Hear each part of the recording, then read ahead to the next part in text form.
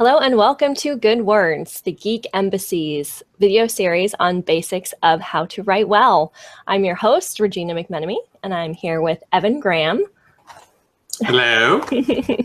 And we are starting a new series. We're going to be talking about literary devices. Very exciting. These are some of the very basic techniques that authors use in order to make the worlds that we love come to life. We're going to start today talking about imagery. So let's see. Everybody knows what an image is, right? Yeah, it's a picture of stuff, right? Right. It's just pretty pictures. That's what an image is. Okay, episode's over. Yep, that's it. Thanks. Bye. Solve that mystery. That was easy enough. But imagery is a little bit more complicated, surprisingly enough, than just a pretty picture. So what do you think, Evan? What would be sort of a basic definition for you of imagery? It's basically, I mean, that's not that far off, interestingly enough. It's basically printing in the reader's mind kind of the idea of what they're supposed to be reading about. Like it's the aspect of storytelling that turns words on a page into a world to inhabit mentally. Right. It's what you walk into. It's what you step into as the reader when you're looking at, or when you're creating that world in your head from the words that the author has given you.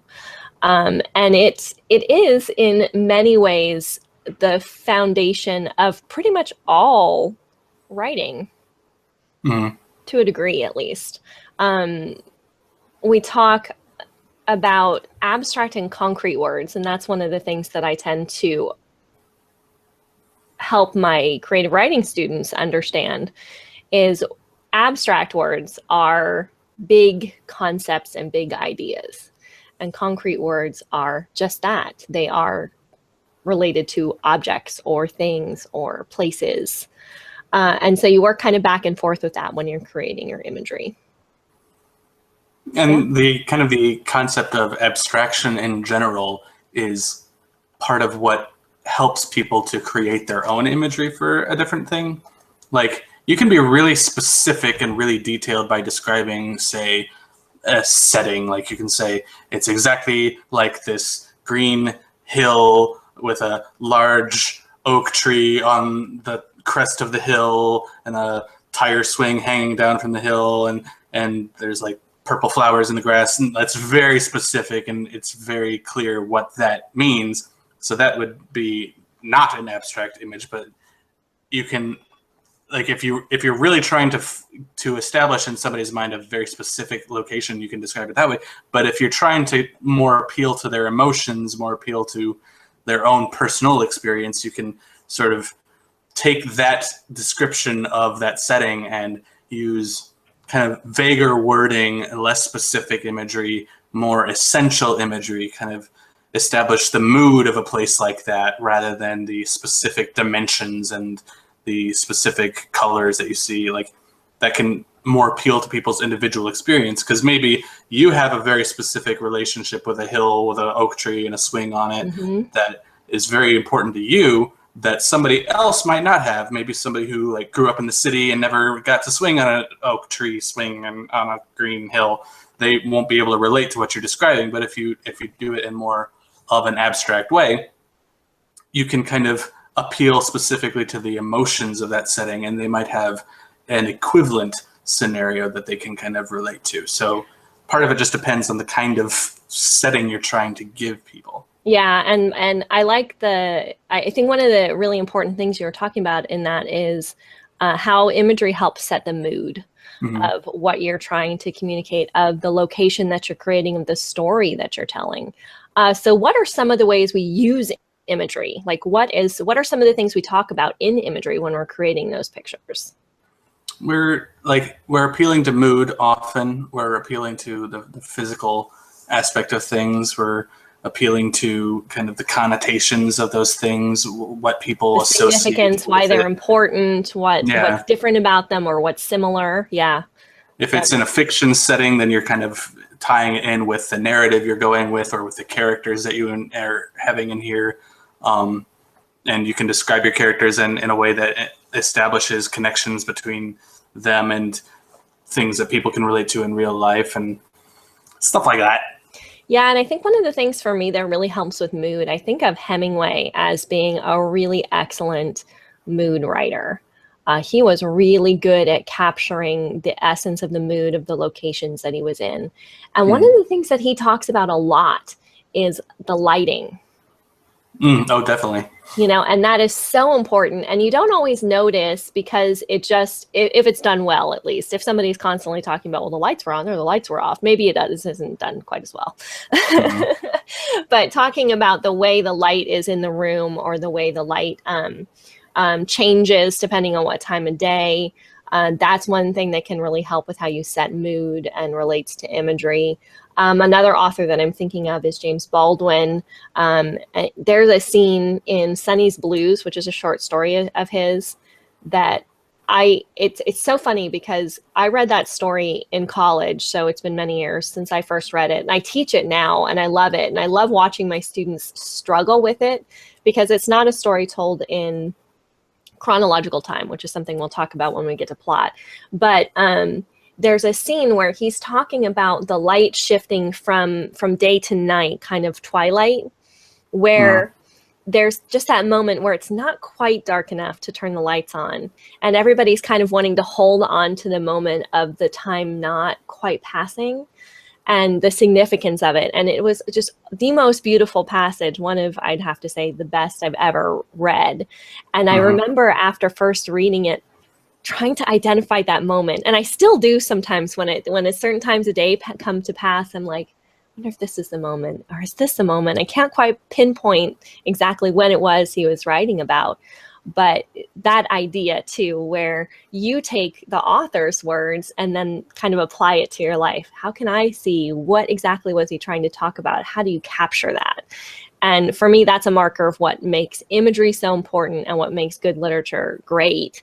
And the fact that I still, 20 years later, am looking for that one moment of time that James Baldwin was talking about in one story.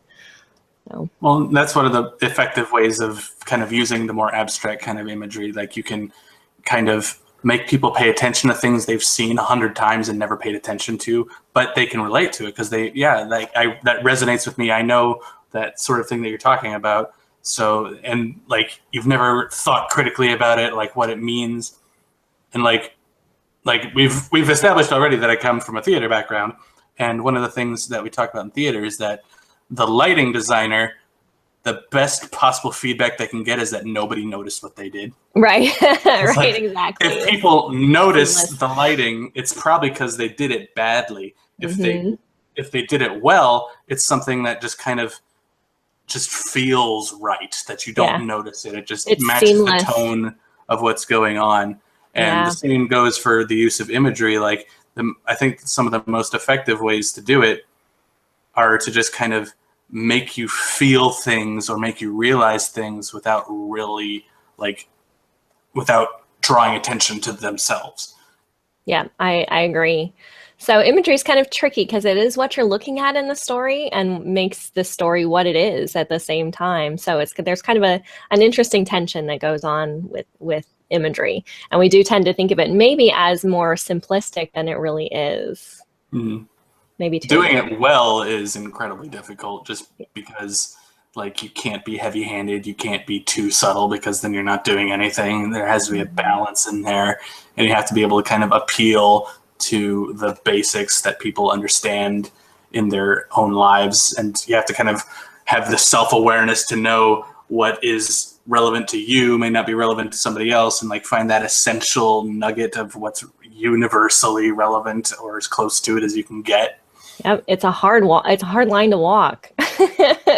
How much color is too much color? How much light is too much light? How much, they're all. And you can do too much so easily. It's so easy to cross that line. Just felt the need to just write everything down and just completely describe the entire scene. Like every single blade of grass has to have a little monologue, and if you do that, people are going to get bored. They're like, where's the action? What's the story? Exactly. And you also kind of have to kind of reflect the human experience of realizing a scene. Because like if you walk into a room you've never seen before, you'll take a moment to take it in, like, oh, there's a chair over there, there's a wall painting over there, there's another door over there, and you do that in like a split second. You don't just sit there and analyze every single. I guess some people probably do, but I don't. But like, you don't just analyze every aspect of this scene, even really beautiful ones. You're still only kind of just gonna look at it for a little bit and then take it in, and then process it at your own pace. But so you have to kind of match the way a human would interact with this space if they were in it. So obviously kind of a more mundane setting like a room that's just a room won't necessarily need as much description as a really fascinating place like standing at the cliff of the Grand Canyon looking over at sunset and like taking all that in. Obviously that's going to be kind of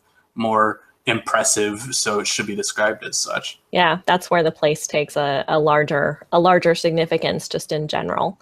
Yeah. Well, awesome. So, okay, that gives us a good working definition of imagery. So as always, we'd love to hear your comments. Make sure to check us out at thegeekembassy.com and let us know what you think. What images are important to you? What images have stood out in the literature that you've read? Do you identify why? Do you hold on to certain imagery and what it means or what kind of significance it's had for you? So yeah, make sure to leave us a comment. And until next time, tune in for more good words.